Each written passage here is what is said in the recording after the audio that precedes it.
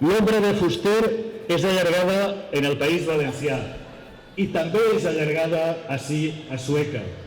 Fuster va despertar vocacions literàries. Ja sabeu la broma eixa que diuen que en cada carrer de Sueca està el millor escriptor del País Valencià. Sa casa va ser un centre de pelegrinatge per on passaren diferents consells autonòmics, fins al punt que hi ha una coincidència que sap molt poca gent. Fuster va néixer el 23 de novembre i en l'any 83, el 23 de novembre, es va promulgar la llei d'ús i ensenyament del valencià. Va ser un gest dels legisladors aposta per homenatjar a un dels pares del valencianisme modern ací al País Valencià. Per a tots, permeteu-me que acabe amb 3 dels aforismes de Fuster que més m'agraden i que sempre tinc presents com a persona i com a polític.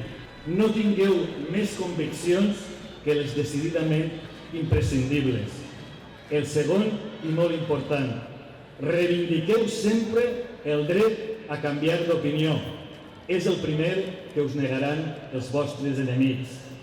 I per acabar, tots i totes, si arribem a tindre raó, la tenim a mitges.